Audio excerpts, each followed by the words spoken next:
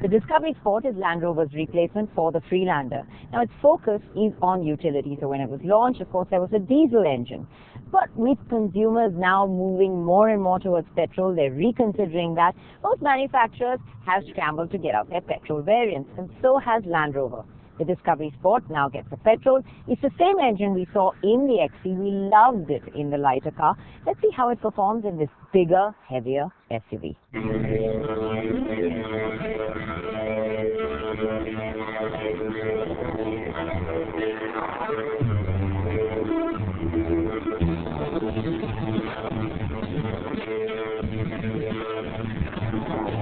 This petrol has 90 bhp more than its diesel sibling, and the same 2-litre 240 HP we saw in the XE.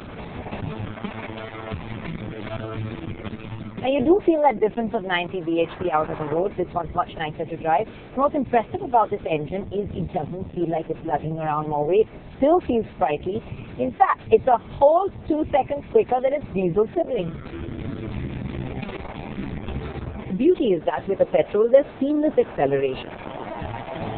And with this engine feeling as responsive as it did, whether you were cutting through city traffic or munching miles on a highway, it was equally easy to be behind the wheel. And it's an easy acceleration from the word go, but you do feel that kick of power coming just short of the 2000 RPM mark. And then you ride this nice linear wave of torque all the way to the red line. If there is a fly in the ointment, it really is the gearbox that feels hesitant and jerky.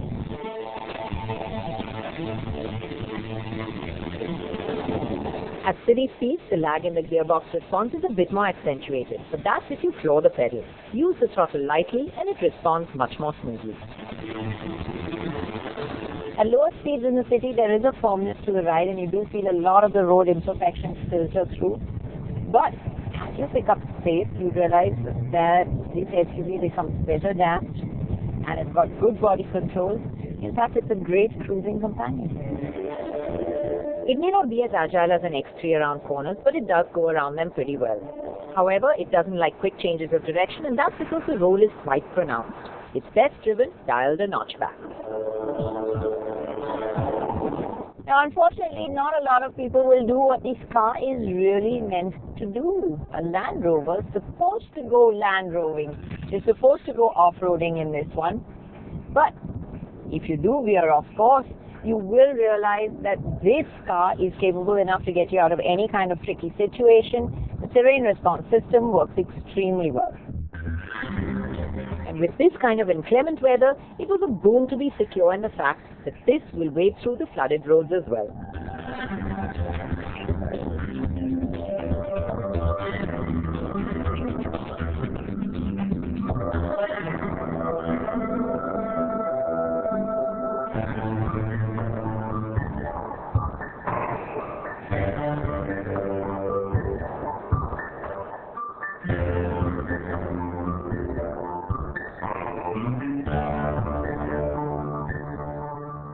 It's a cushy interior to live with. There are angular cues that dominate the dash. There's a two-tone interior. The beige really makes it feel nice and airy.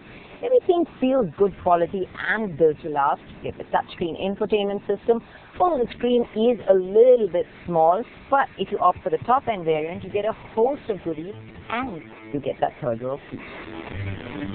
Now let's take a look at rear seat comfort.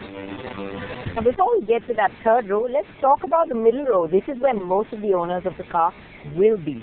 As you can see, there's ample leg room over here. Even a really tall person can get comfortable. You can stretch out your feet to go under the front seat. And of course, the seat is on sliders, so you can either open up room for the third row of passengers, or you can push it all the way back and get absolutely comfortable yourself. There's large glass areas. There's a big sunroof to make it feel nice and open and airy. You get the side aircon vents. You get a central armrest with cup holders as well. So, a comfortable place to be. Well, let's check out that third row.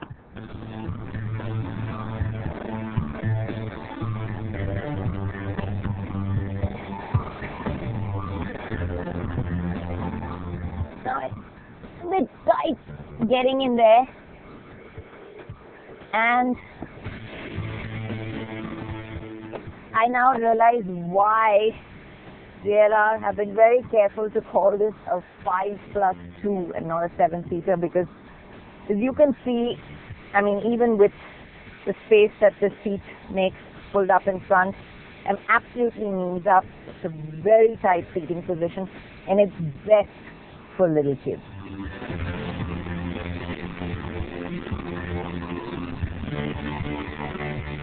The Land Rover Discovery Sport comes with a 981-litre size boot when used as a 5-seater.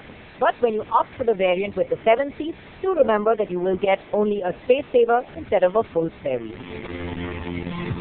The Discovery Sport is a smart, well-proportioned car which has that chunky shape that lends it the image that one wants from an SUV.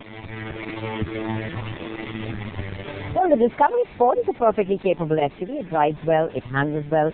It does have that third row of seats, although you have to shell $1.5 lakh extra out for that variant. But when you do get the top-end variant, you do get a host of goodies along with it as well. It's spacious, it's comfortable, and yes, this petrol engine has only made it more fun to drive.